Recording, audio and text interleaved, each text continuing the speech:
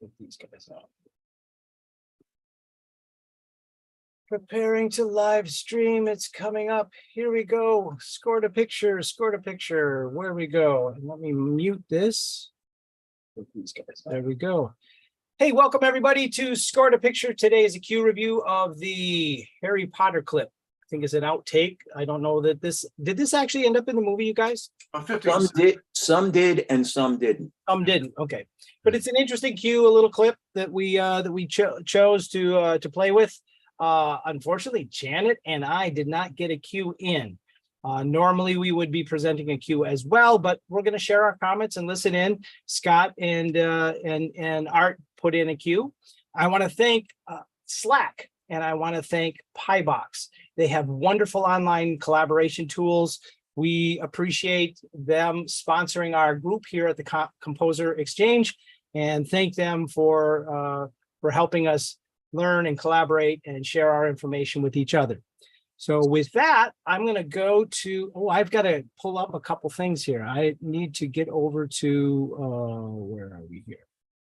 I should have pulled this up beforehand, but I have collaboration there we go. I'm going to pull up Piebox, and then I'm going to share the screen so that we can listen to the cues. Did you guys have fun doing the cues? Yeah. It was a real challenge, actually, a real challenge. Try to there was actually within that 3 minutes, there's really two parts, so it's very distinct, you know. Yeah, that's true. That gave it some. I'm going to go with Scott first, and then we'll pull in Art. Okay. Where's the mute here? Oh, you know what? Yeah, okay. So here's screen share. And let me get our sound and sound. Oops, sound and sound. Come on there, big guy. Right here. And where is Safari Collaboration Piebox? There we go. So here we are. And as I had mentioned, you guys are over here now. So here, so I can actually see. As I mentioned, I will be doing this Q because I think it's an interesting challenge, and I want to. I'm up for it. I just, again, I've been packing and moving and just couldn't do it because I'm working out of cardboard boxes. Composer excuse number 54. There we go. Thank you. That I'm going to add that to the document. I added one. I've been working on my template. That's mine. Oh, thank you. Thank you for adding. That's a good one. Yeah, I'm going to remind me, and I'll go up and I'll add that to the document before we leave. And if anybody else has any other excuses, composer excuses, we're going to add that to our list in the document. And then we'll put it out as a coffee table book, at some point along the line. So I have Scott up here.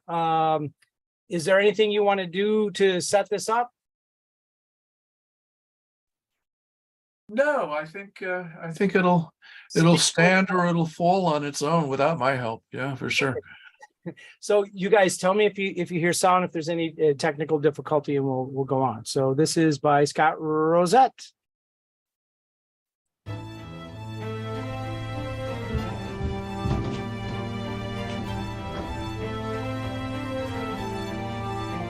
I have lived in this house for 20 years.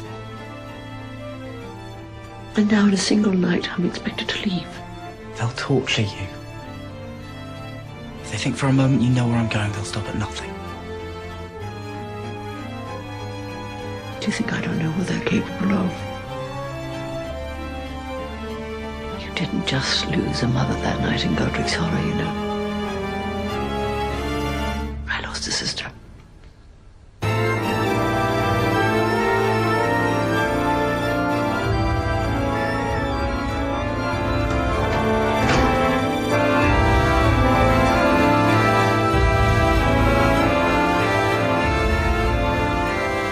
This isn't just goodbye, boy, is it? This is farewell.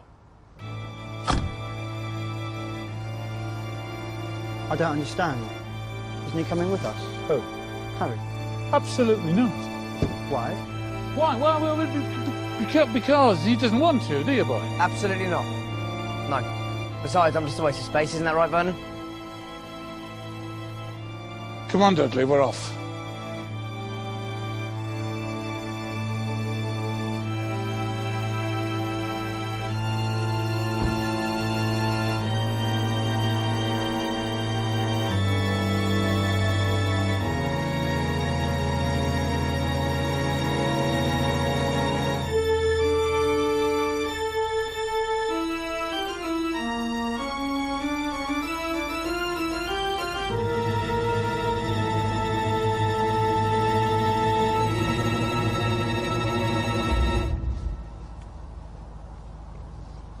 I don't think you're a waste of space.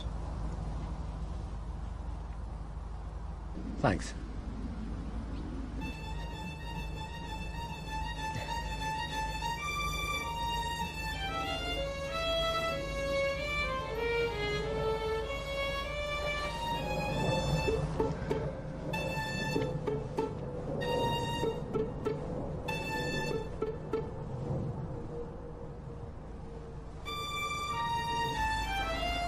See you, Big D.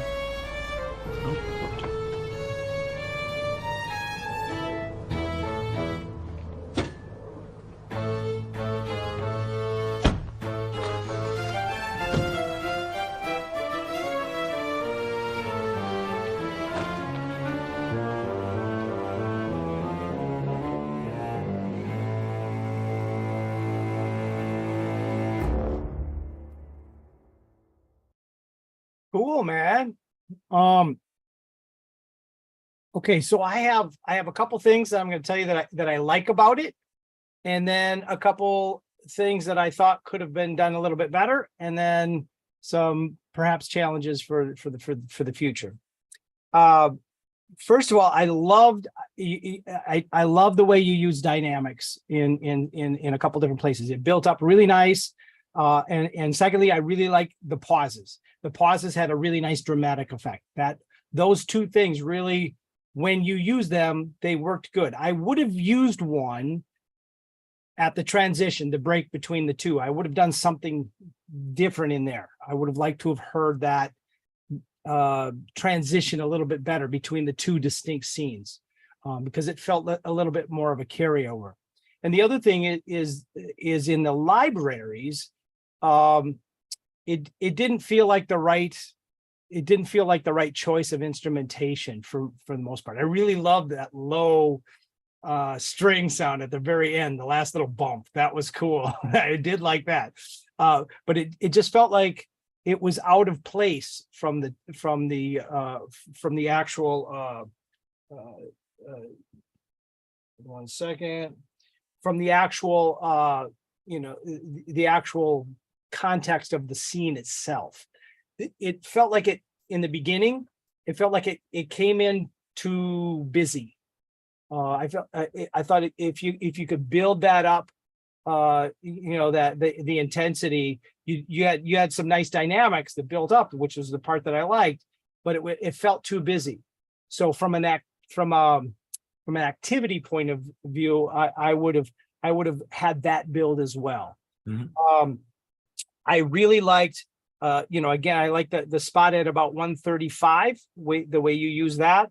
And then I kind of like, there was some kind of Mickey Mouse going on when he went whoop like this. And then like, as he's tripping over the trailer thing over in there, I kind of like that. That was really,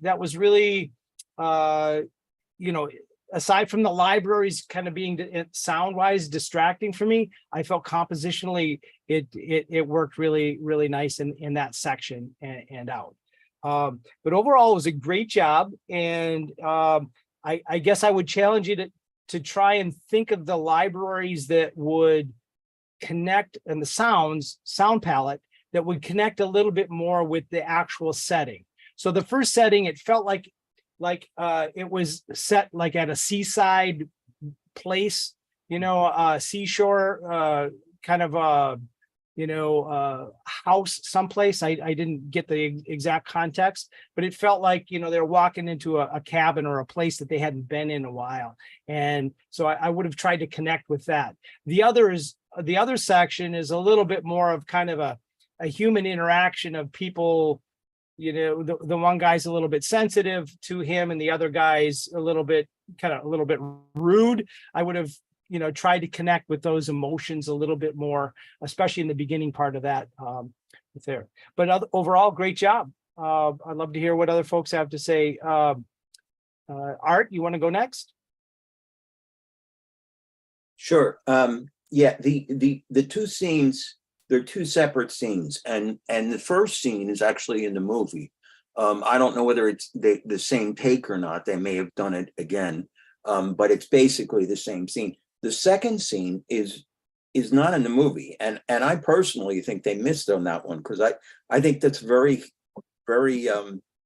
it's different than a lot of the other things in the movie, and it shows the interaction between Dudley, which is Harry's, I guess, cousin, because his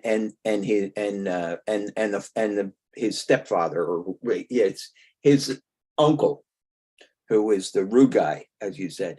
And I did feel that the first scene takes place when she has to leave the house, because they've figured out where Harry is, and they're going to try to kill them or try to get to him. And so she has to leave, and she's really upset. And that's his aunt who is there. I felt like it was a little busy and a little overly melodramatic for the scene. And we're going to forget about the sounds and all that, because we know you were on the road and did this kind of haphazardly. So I understand that, not haphazardly, but you didn't have the regular setup that you usually have. But I felt like it was a little bit overdone for the scene.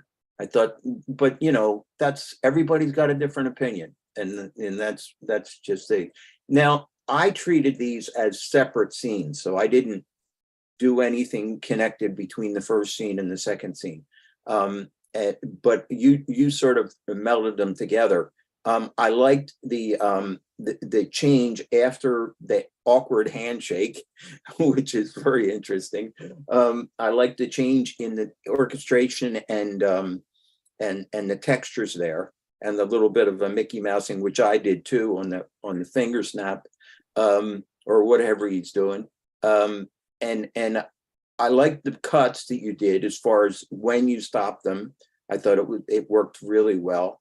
So overall, a great job, Scott. These were not easy, and I think maybe a little thinning out of the orchestration might have helped, because it would have been less distracting to the viewer.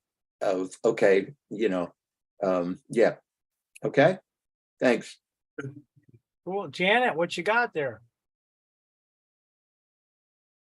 Hi. I have, well, first of all, Scott, I think you did overall a very good job. This cue was not easy to do, I don't think, especially the first one, the first part. The first part, there's a lot going on. So Fiona Shaw is, she's upset. She's, she resents Harry. She's, there's a little bit of sadness in there at the, because her sister was killed and all of that. And so there's a lot going on. And I think that, the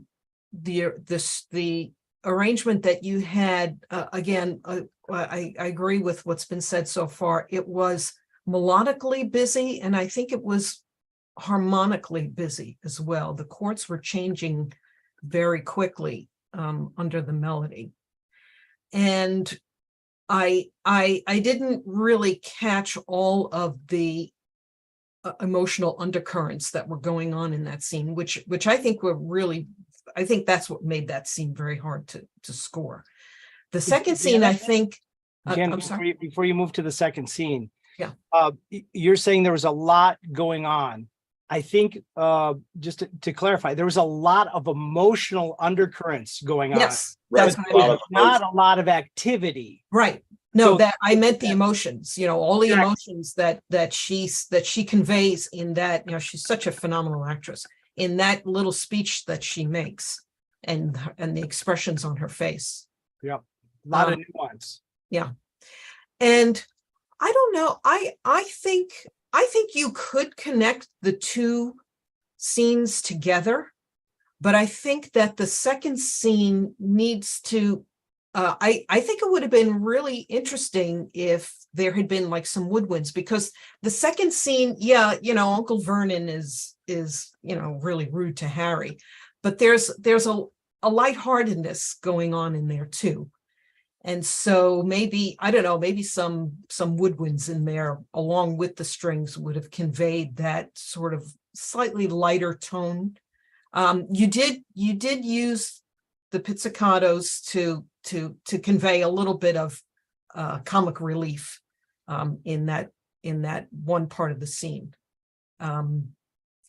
But again, I think and we all suffer from this too, and sometimes it's the directors that have to kind of beat it out of us, is that we tend to at least the first go around, overwrite a little bit.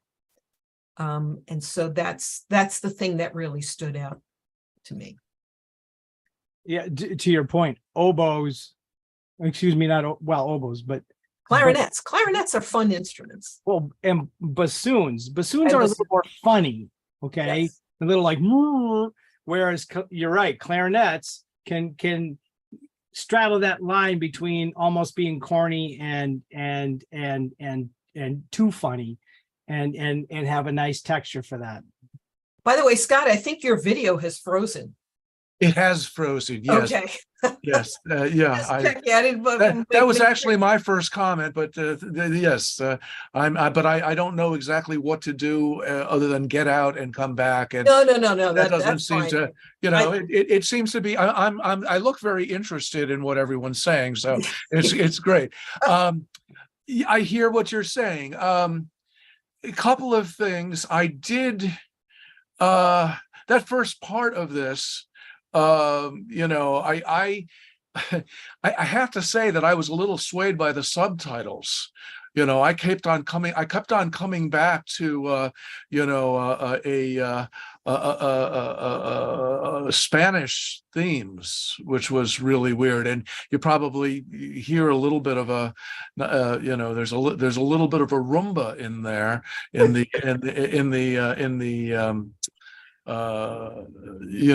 but I wanted to pin Chris down a little bit because he kept on talking about libraries.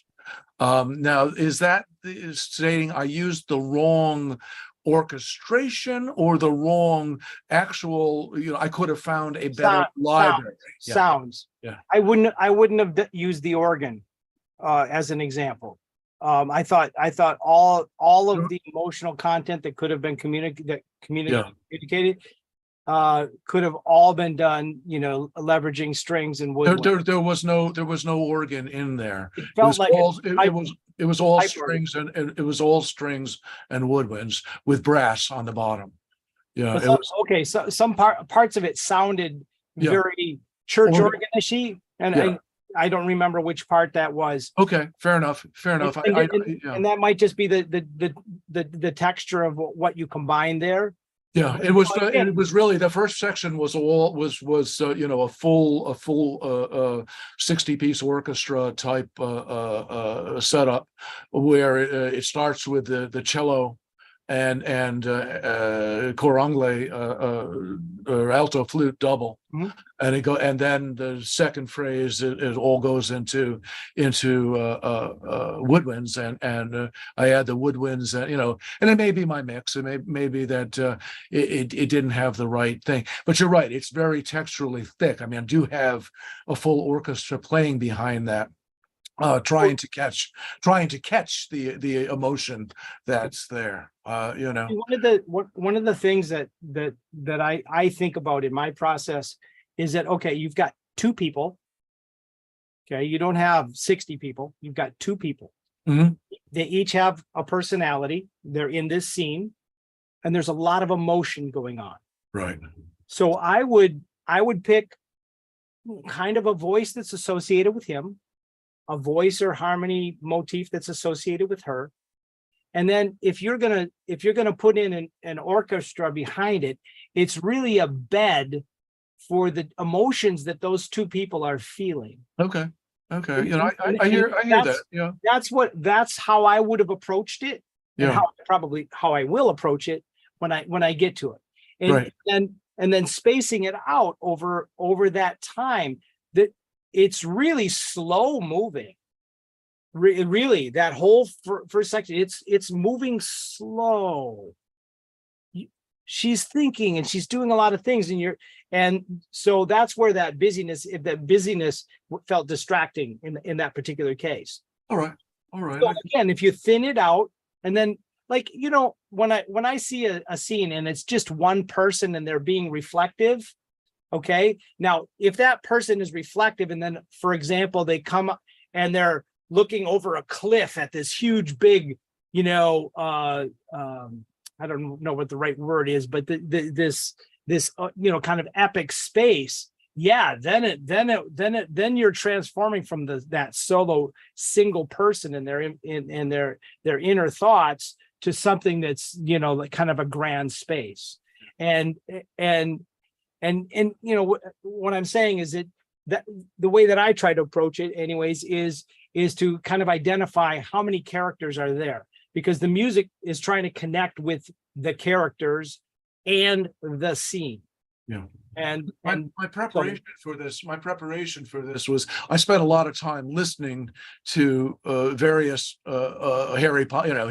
He's an amazing composer, but everything that I was listening to were segments without any story behind them. So they were the suites of music that he had written to so I kind of built that first section with that in mind, and you're right, it probably it dissuades, because I found that I really had to do an awful lot of sculpting of the volume, sound, the volume of the sound and such to your make sure dynamics were really well. They built up, and then the silent, that's really effective. That's a really effective, right. especially in those dramatic scenes like that. Yeah, By yeah. the way, and correct me if I'm wrong, Art, but there were several composers that worked on the Harry Potter series. And I Yes. don't remember who were they. On that one, there was I- only one on the death of the on that particular. At least there's only one that gets credit. I forget his name right offhand, but Well, on the death of these two films, it was only one guy. was it Desplat? Yes. Alexander Desplat. Yeah, he's And John Williams did the early ones. Right. But Desplat did. another guy in there too on some of them. I Yeah. forget which one. Yeah.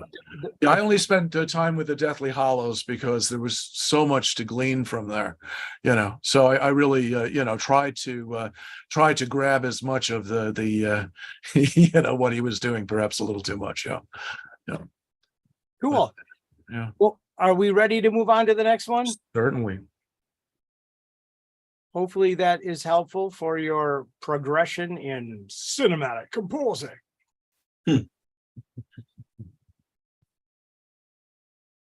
All right. And here is Art. Here we go. Anything to set it up? Only that I did the whole thing, and I really separate them as separate scenes, so the music was completely different in each one. Excellent. Here we go.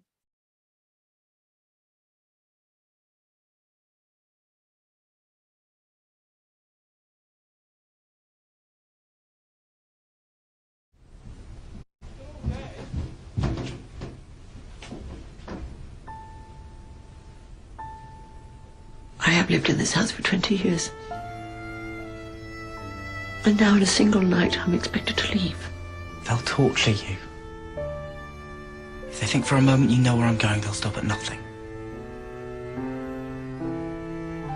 Do you think I don't know what they're capable of?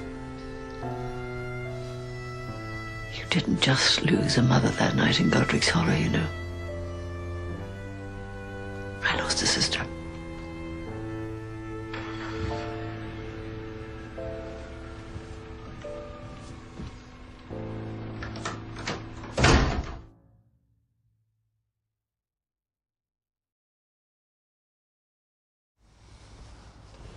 This isn't just goodbye, boy, is it? This is farewell.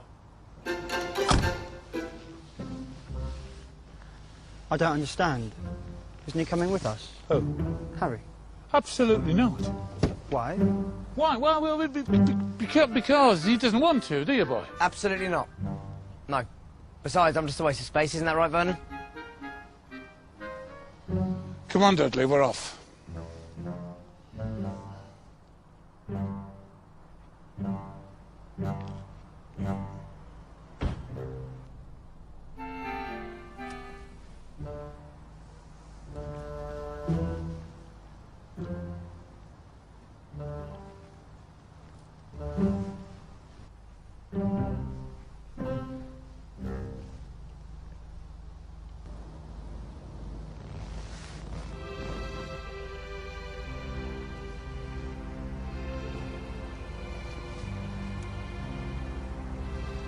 I don't think you're a waste of space. Thanks.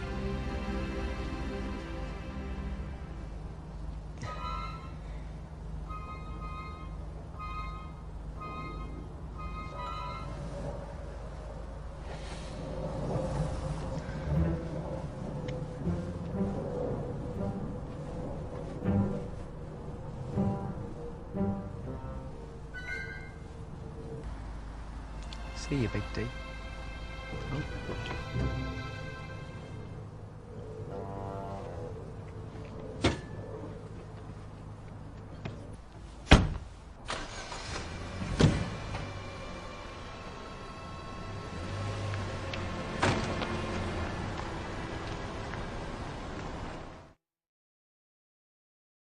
Bravo, man.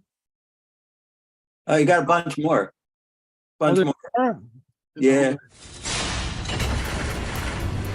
Oh, I didn't see it indeed.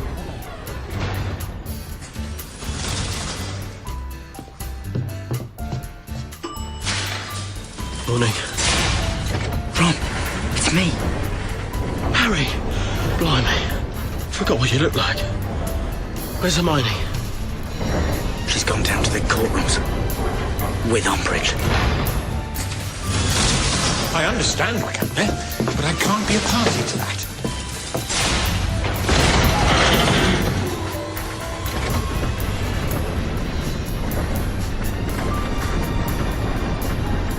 Hello, Reg. I understand Mary's coming in for questioning today. Try to have faith. If there's anything that Molly and I can do to help, Don't tell me. It's raining in the Axley's office again. tell him to try an umbrella.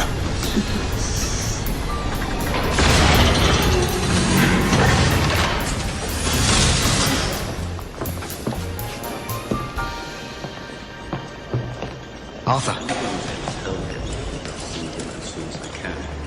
You know you're being tracked, don't you?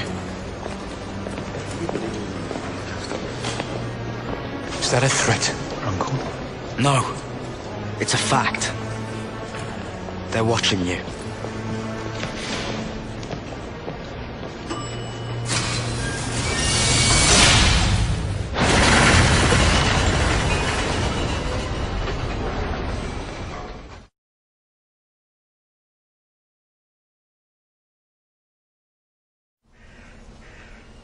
Wow, you went to town. where do we go All next? of them. I didn't. Well, Dumbledore had a theory that the Horcruxes wouldn't be made out of random objects.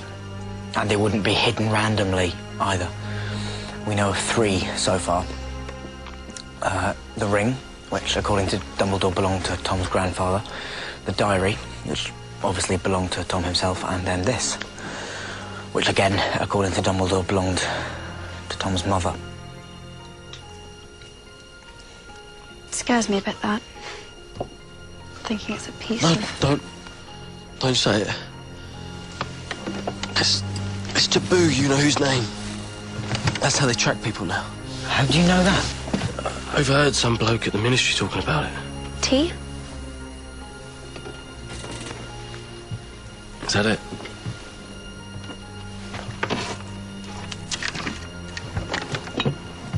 Yep.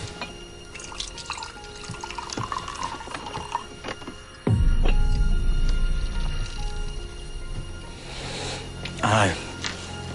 I felt that too. It ticking or something. Like it's got a heart. Like it's alive. I hate it. It's like he's here with us.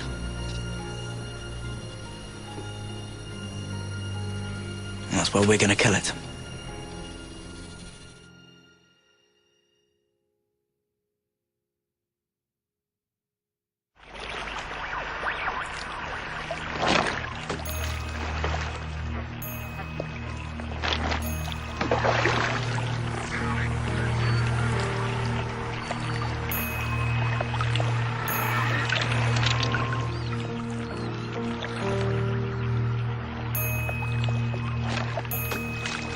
That is the key. The flatter the better. Try that. Right. Lean back a bit. Get quite low. Flip the wrist. Whoa. Oh, you're really good at it. So what, kind of like that? No.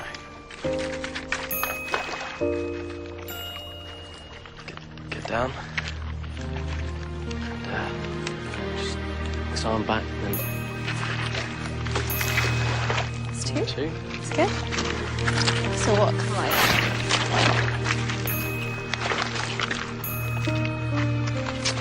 We're getting there. Getting there. That's not bad. Three. Try and get a bit lower. Just flip the wrist. That's it.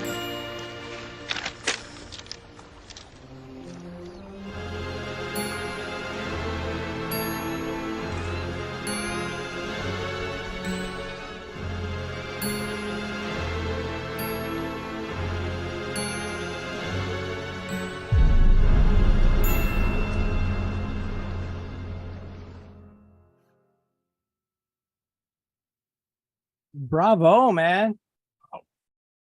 You really did the work on that. That's fantastic. I forgot that it was so many different cues. I was only thinking of the first two. Very cool. All right. Thanks for joining us, Carl. Hi, Carl. Hi, Carl. Hi, Did everybody. you get to comment on the last couple parts of that? Okay. Sí, eso es. Well, here's what I really like the way you connected to the emotion and I'm going to kind of try and get through scene at a time. I really like the way you connect with the emotion in that first scene. Piano worked, strings worked. You had a nice pace. You let the Foley, introduce the scene. You did that in the second scene as well, and so it came in, and then the music complemented the scene very nicely, very nicely. The second scene, I loved it. It was cute and fun. You really put some neat things in there. It felt a little bit too choppy in the little choppy sections that you were kind of doing the little thing, just a little bit too much. I would have liked to have heard just a little bit more, just a little less choppiness, if that can make sense to it. But you nailed the cuteness and the humor and the lightheartedness of the whole thing. And when it went from the little quirky him and then back, we'll see a big D, you connected really nicely to the emotion that was going on there. I really liked it. The elevator scene. Wow, that's funny. All of a sudden they all knew to reach up and grab that thing. I would have accented that somehow just a little bit more. you did a really nice job of being under that and keeping the activity going. I'd have to listen to that a little bit more careful to see how much Foley was really going on. Because there was a point where I didn't notice the music at all. And there was a part where it was plugging in a little bit. And I don't know if that was just because there was a lot of Foley going on with the sound effect of that thing, and you were staying underneath the dialogue there, but and hey, our job is to be invisible to a certain extent as well. So that part was done really nice. The tinkling thing when they're in the tent and stuff, that's really neat. Did you use the technique that from William where you're changing the bass line and then having that kind of common theme, the tinkle theme? Because it's an ostinato that works over the whole thing. So yeah, and you were changing the bass line through it. You could have add a little bit more melody to stand out just in that part, but that was really nicely done. And that little ostinato with the tingly bells, that really fit well with the scene. So I really liked what you did with that. Then you came in at the 6:42 where they're skipping the rocks and their little radio. Okay, that was a lame theme. I didn't like that one. That one didn't work. It was a lame theme, but you connected with the emotion right. The theme was just kind of boring to me. And then it's like the only thing I've ever heard from you that I didn't like, so but hey, that happens. We can't write a hit every time. At 8:02 though, when you come to him, that was perfect. That was a great, transition to the darkness that with the reflection in the mirror and all that. That was that connected really well. So you made up for the other theme when you did that. Wow, you really put some nice effort into here. Very professional, man. It really worked well. I really enjoyed the connection to the story. You really helped tell the story, which is our job, to tell the story. With that said, wait, let me back up. I liked the difference when you went to when in that elevator, it felt like elevator music. So you captured that element in there. So each of these scenes, you did a really great job of connecting to the emotion and the context of what was going on with the storytelling. So you really are getting a mastery of that intuition, that perspective for cinematic composing, which is fantastic. So kudos, man. Really dug it.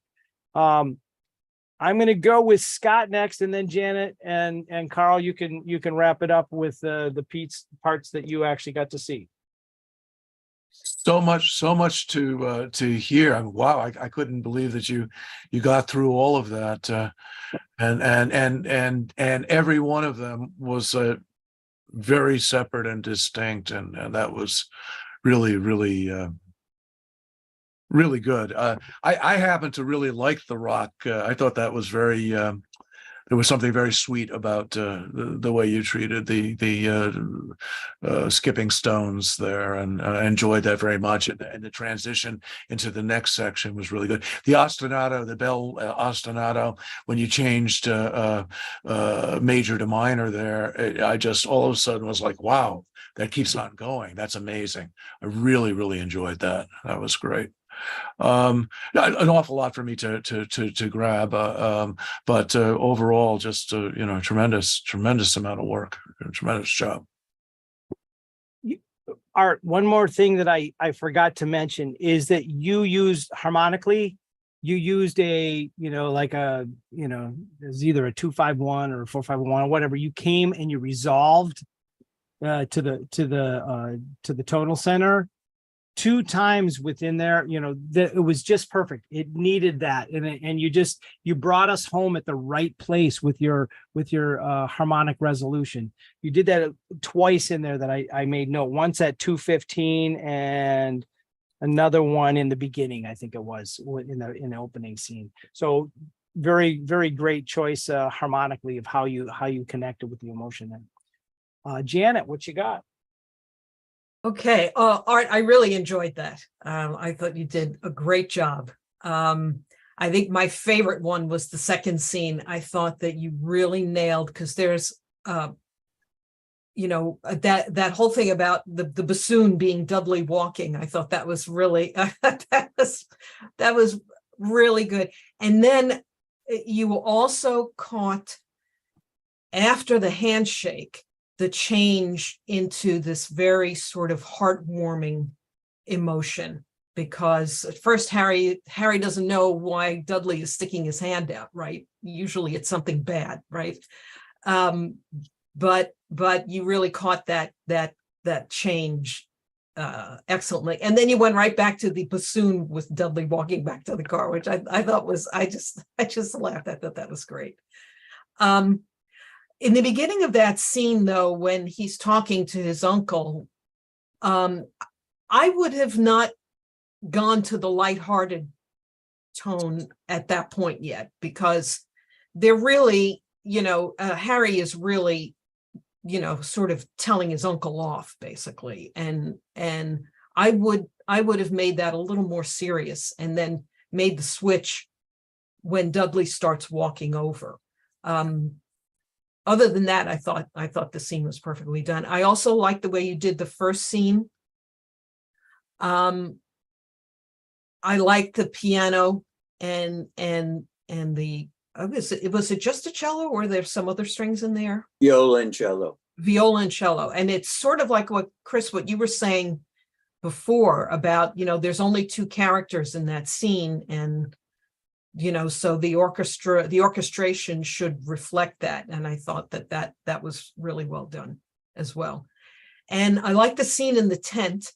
I thought you captured because it's a tense conversation that's going on there. And I thought that you captured that very well. And I didn't get the connection with elevator music in the elevator, because I thought, oh boy, that elevator music sounds a little casual.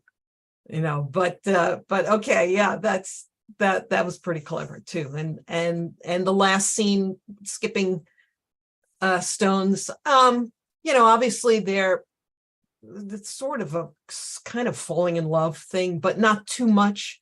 And I thought you were restrained enough in there, but you made the switch when he looks in the mirror, and so that got that darker tone in there. So I thought that you really followed the emotional sort of map of the scenes very, very well, as always.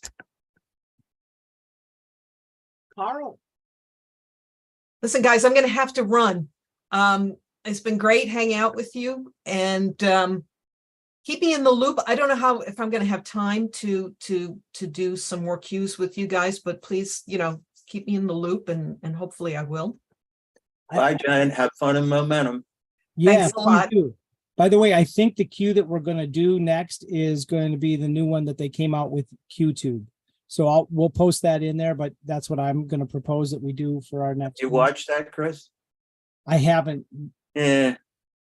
Well, we'll talk about that later, but Yeah. we'll put that out there, and it'll hopefully be shorter and easier to do than this one. Oh, it is shorter, but it is what it is. Okay, guys, I gotta Janet. run.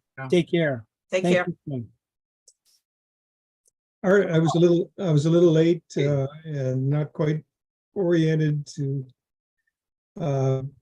comment much. I noticed the Mickey Okay. Mouse thing when the guy jumped over the trailer and onto the little lawn. There was one Mickey Mouse, which is the sort of the snap that he gives at the end there with the flutes and the piccolo. Those all made sense to me, and I just want to say that all of the every cue seemed to facilitate telling the story.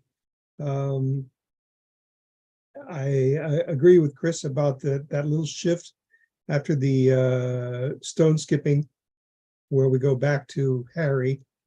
was really effective. And I like the orchestration. I like the way you stayed out of the way of the Foley and the dialogue. It was really good. Thanks, Carl. Yeah. Chris, you know, I didn't expect you to like the last scene because it was a Thomas Newman ripoff. So, you know, I know how you feel about Thomas Newman. I like him. Yeah. I know, I'm only joking, but it was very similar to the cue that I did for our harmony class on, you know, in the first part. So You mean the one where I was talking about with the little tinkling in the tent where you're changing the no, the last scene with the skipping stone, the piano, the real simple piano theme. Yeah, I would have wanted to hear a little bit more of kind of a love story kind of a theme, just a little bit more happy. And it just didn't connect with me. That's, you know, it wasn't bad.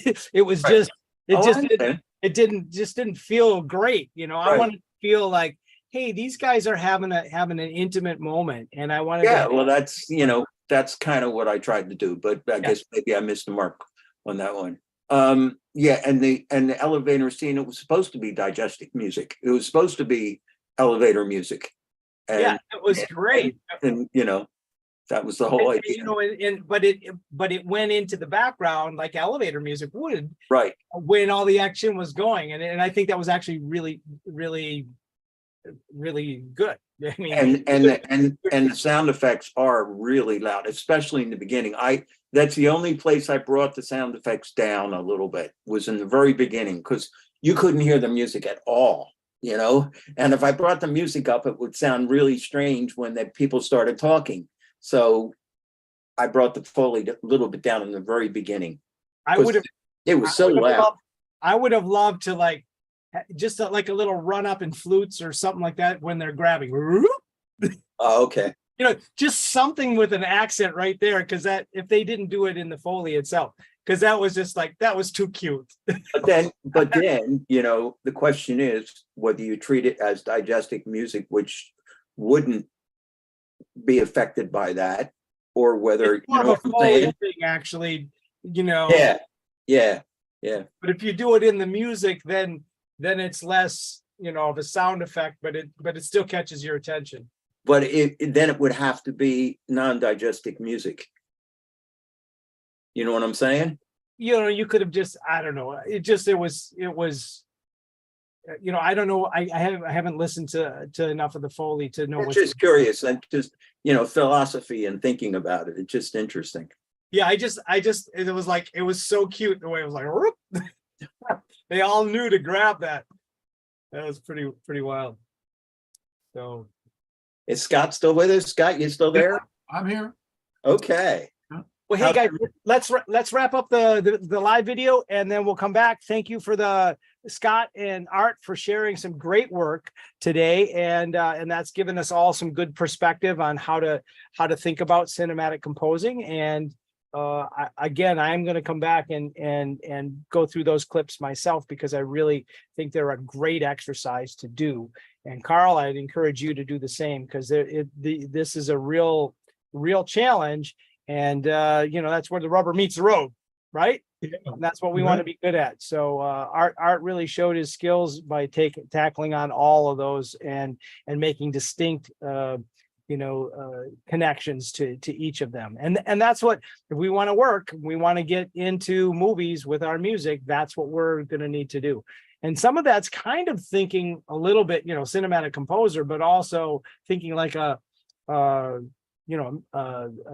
music curator as well. How would they be looking for a cue for that? How are they going to connect the dots? Anyways, thank you so much to Slack. Thank you so much to PieBox for you guys letting us use your tools. It helps us collaborate and communicate and share our information with each other and the rest of the world, for all of us getting better and doing cool stuff. So thank you guys for joining us today, and we will see you on the next, the next time we get together for Score to Picture. And I'm about to hit the buy buttons.